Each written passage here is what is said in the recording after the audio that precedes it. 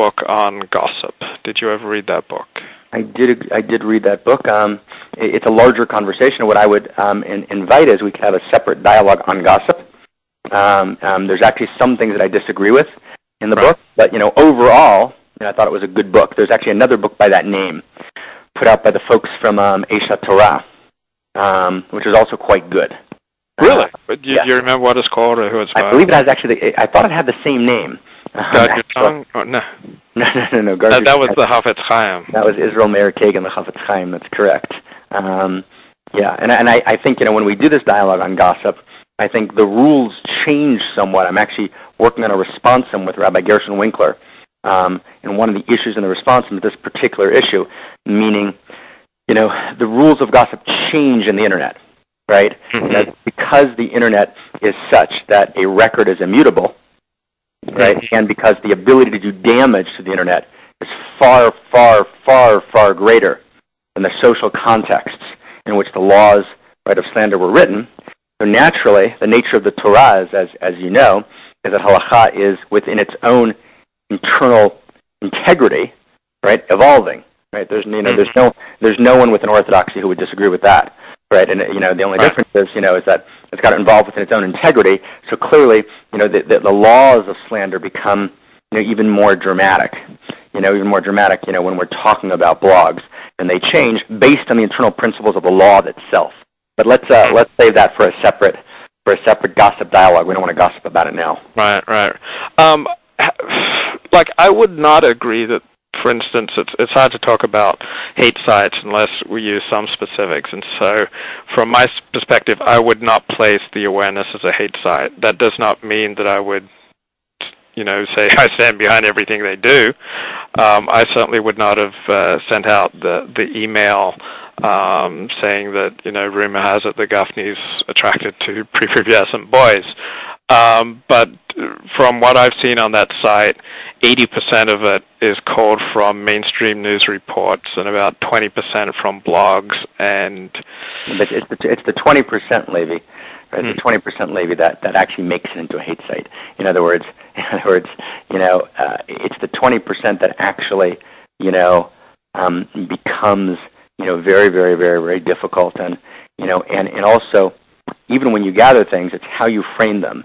It's the titles you put on them, that actually change the world dramatically, right? And, that's enough said on that. I'm actually done with this topic. Can you give examples of other hate sites online?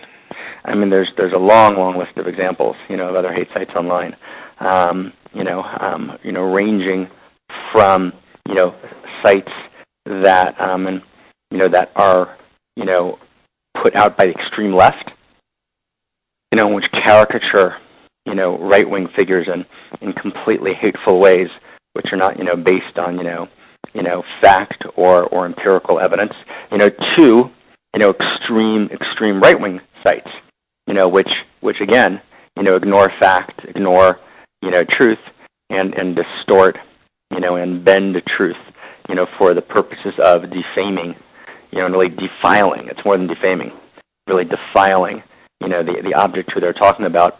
And in any of these sites, which I'm not going to actually name particular names now, I'm not interested in kind of giving them traffic, but any of these sites are in complete violation, of any ethos, any Judaic ethos, any ethos of ethical monotheism. And it's kind of hard to talk about them unless you name them. It's so general. Well, I'm just much use. Right. Well, I'm sorry that's not much use. Right. But I'm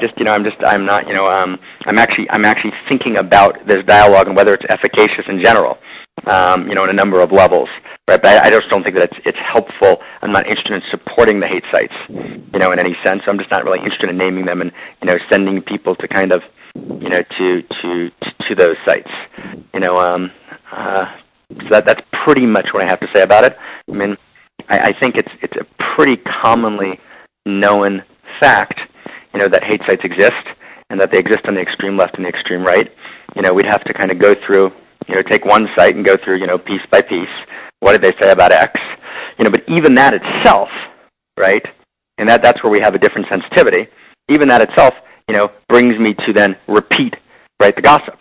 right? So while I was willing to do it about myself, right, because I have the authority to do that in relationship to myself, right, to do it about someone else would be, in a sense, colluding with the hate site and essentially repeating, again, in the context of a public dialogue, right, the hate mongering, and all that many people would remember would be not that, that Gafni said, this was a hate site, but they'll remember the particular rumor that I've repeated about a person.